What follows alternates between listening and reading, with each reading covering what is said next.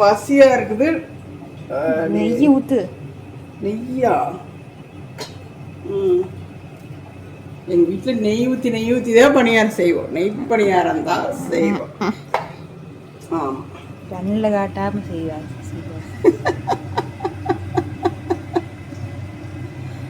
ஒரே ஒரு வீடியோக்கு நெய் பணியாரம் எடுத்து சொல்லிக்கலாம். சொன்னா கேளு. ஒரே ஒரு வீடியோ எடுத்துட்டோம்னா அவங்க கண்டாங்களாம். ஒரே நெய் பணியாரம் தான் எங்கள் வீட்டில். இப்போ பாருங்களேன்,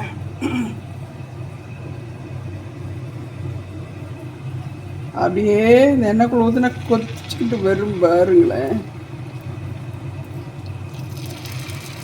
சிந்தக்கூடாதுங்கிற மாவை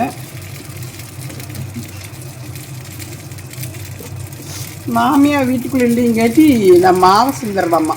எப்படி பார்த்தீங்களா? மாமியார் இருந்தால் மாவை சிந்தாமல் பழகிருப்பேனம்மா. அப்படி சொல்லி போட்டா காரணியா.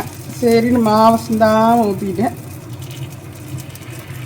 அதாவது மாமியார் இடத்துக்கே நான் போகலை. ஏன் இவங்களாம் இவ்வளோ சுதந்திரமாக இருக்கிறாங்க, எப்படி இருக்கிறாங்க அப்படின்னு நீங்கள் தெரிஞ்சுக்கோங்க. நான் மாமியார் இடத்துக்கே நான் இன்னும் போகலை.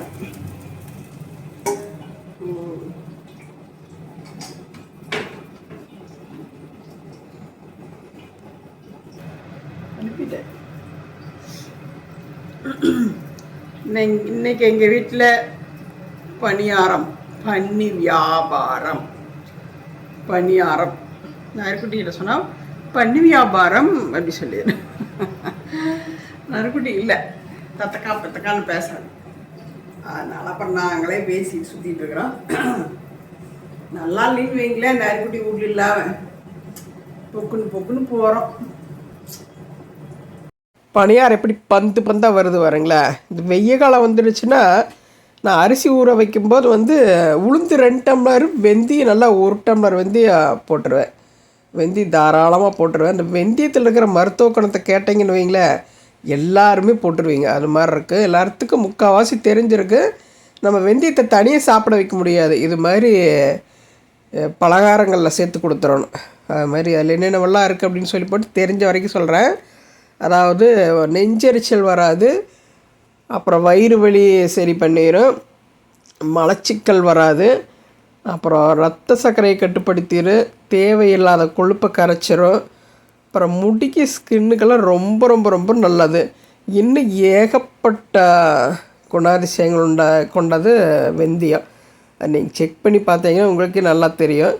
இது மாதிரி சேர்த்துடணும். இந்த வெய்ய காலத்தில் மெயினாக வெய்ய காலத்தில், குளிர்காலத்தில் கூட கொஞ்சம் சளி பிடிக்கிறதுக்கு வாய்ப்பு இருக்குது.